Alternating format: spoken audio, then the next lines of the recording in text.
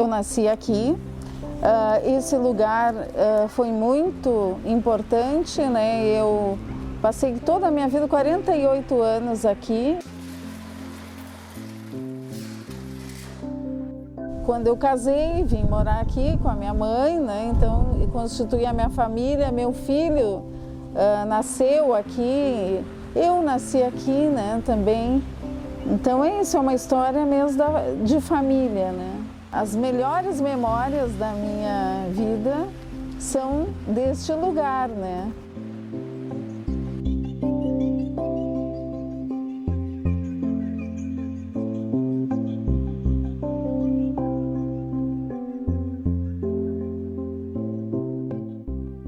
Ela é da data de 1938, aproximadamente. Meu avô veio morar em Santa Maria, porque veio trabalhar na cooperativa dos ferroviários, né? E caminhando por essa região viu que tinha um espaço e eu acredito que ele deve ter pensado que ali ele poderia morar próximo do seu trabalho e com a sua família. E começou a organizar então a construção desse sobrado e dos 3 que seguem na Avenida Rio Branco. Eu brincava no pátio, né? Porque eu era filha única, fui criada muito protegida, vamos dizer assim. Então, eu não podia transitar muito na Avenida Rio Branco, embora eu quisesse correr pela avenida.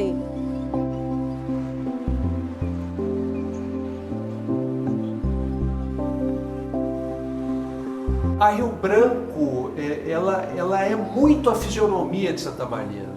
É muito a cara da cidade, é muito a cara de um momento urbano que fez parte da formação da nossa identidade como cidade, né? Que tem tudo a ver com a ferrovia, que tem tudo a ver com esse tipo de edificação. Então, toda essa parte que fica à direita da Avenida Rio Branco, para quem desce em direção a Gari, é uma parte que preservou um momento urbano, né, do fim da década de 30, começo da década de 40, que foi a influência forte da arquitetura Art Deco.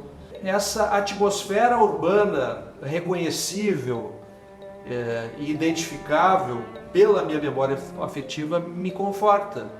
E acho que conforta todo mundo que acha importante que as cidades tenham uma fisionomia, que não sejam desfiguradas, porque as cidades são o lugar da convivência, em que as pessoas se reconhecem, em que as pessoas constroem a sua identidade.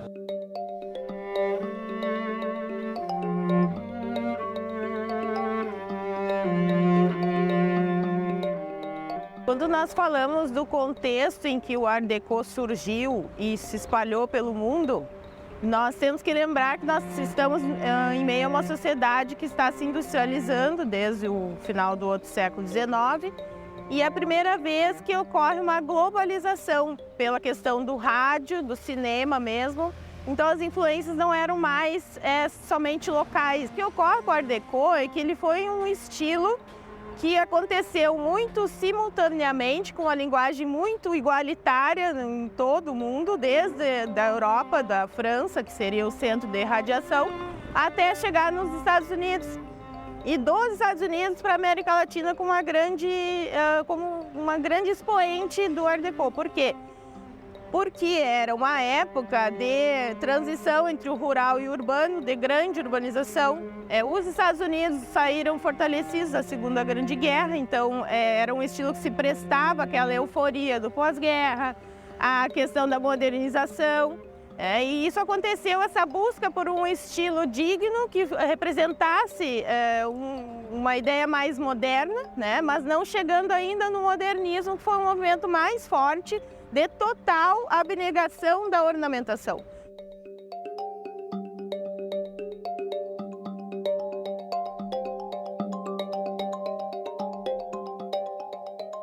A cidade estava procurando planejar melhor o seu meio urbano, né? E aí, tanto é que começaram muitas obras e no ano de 1939 havia 435 construções na cidade.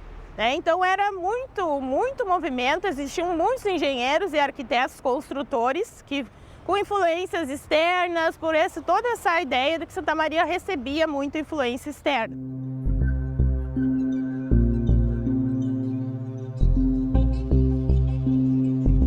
Das minhas memórias da infância, eu ainda vi algum movimento que era da aviação férrea, né? O final do movimento dos trens e dos passageiros, isto eu ainda presenciei.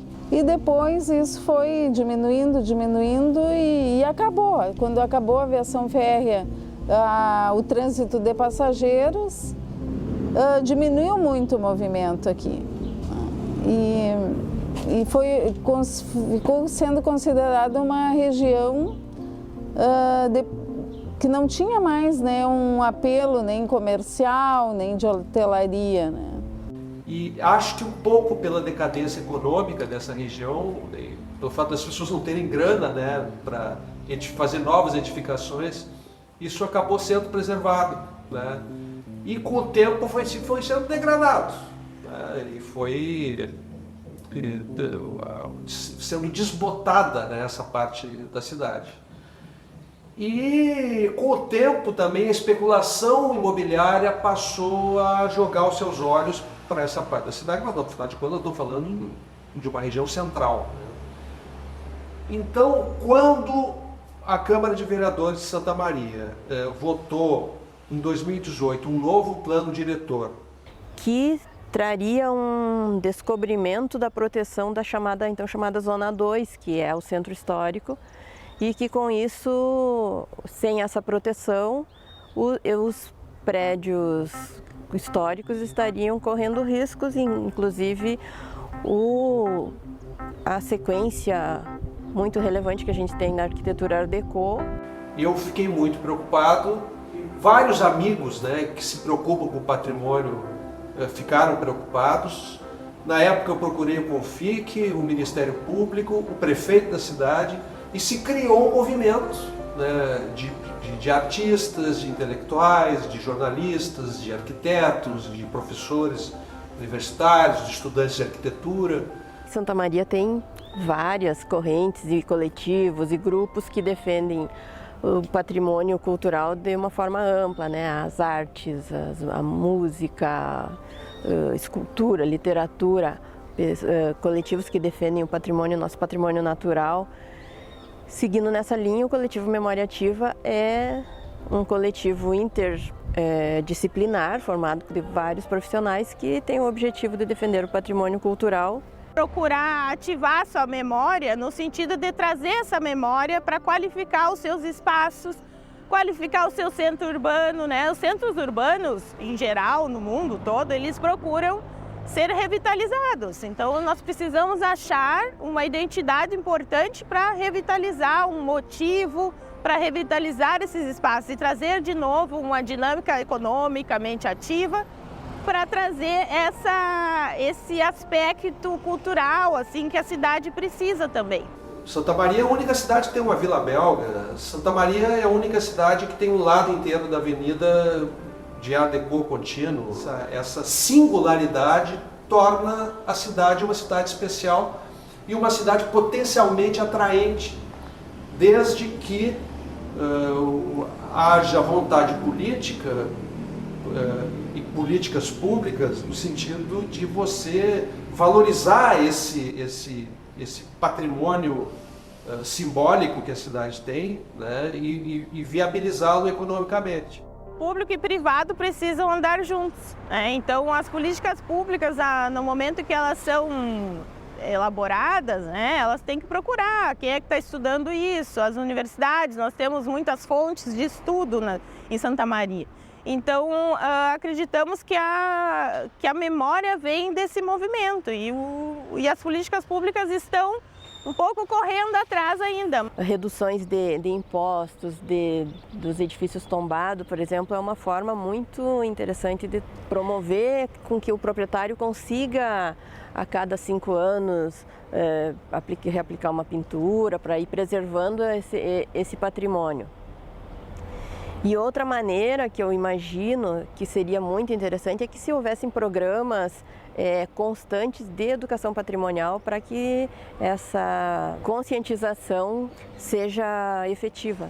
Nós começamos a pressionar tanto a Prefeitura quanto a Câmara de Vereadores, que acabou resultando na restauração de uma legislação de proteção a esse ambiente. No meio dessa confusão toda, existia um prédio à venda, que é o prédio 174 da Avenida Rio Branco, onde funcionou a sucursal do Correio do Povo nos anos 80. A minha condição de jornalista, a minha condição de militante do patrimônio cultural juntou as duas pontas e me fez fazer uma proposta, né? Acabei comprando esse prédio e iniciando o processo da restauração, que já está na sua etapa final. E aí, vizinha? E aí?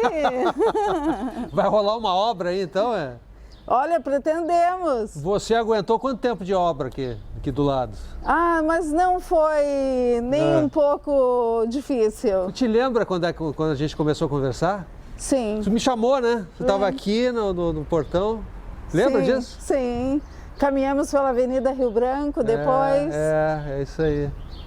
Que bom essa vizinhança, né? Pois que é. pena que eu não estive todo o tempo aqui contigo. Pois acabou te mudando, né? Sim. Quando eu saí daqui aos 48 anos, eu fui viver um outro momento da minha vida, né? E que ciclos, eles precisam ser fechados, né? Mas não viveria nada diferente do que vivi com a minha família e da minha infância. Ficou uma história bonita, uma história de vida que o que eu sou, né, foi construído aqui mesmo, dos valores da minha família, né, de trabalho, de estudo, de valorização, de coisas simples da vida. A ideia de você derrubar isso aqui tudo e construir arranha-céus em que as pessoas se trancam dentro de casa como se tivessem medo da rua, né? É uma ideia de degradação urbana, né? De desumanização da cidade. Então, quando se fala em preservação desse momento urbano, não é que a gente queira ficar grudado a um passado que está superado. Ao contrário, é você olhar para frente, olhar para o futuro, pisando na tradição, né? Que é isso que constrói a cultura. A cultura, no seu sentido mais amplo, no sentido antropológico da maneira como as pessoas se identificam umas com as outras, tem a ver com isso, né?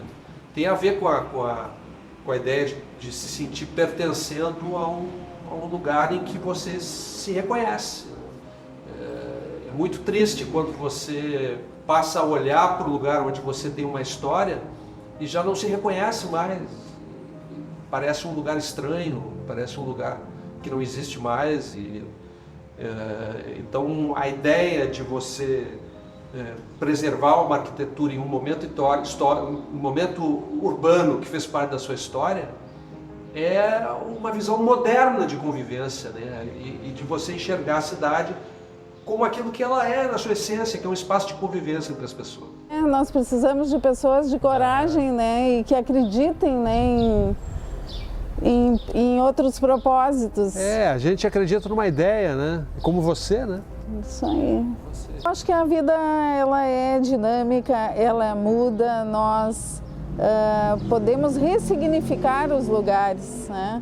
Acho que esse é o momento de ressignificar esse lugar, dar uma outra história para ela, para essa casa, se for um projeto social, né, um projeto cultural, eu acho que sim, esse é o momento de uma outra energia, né, ou um outro propósito. Acho que sim.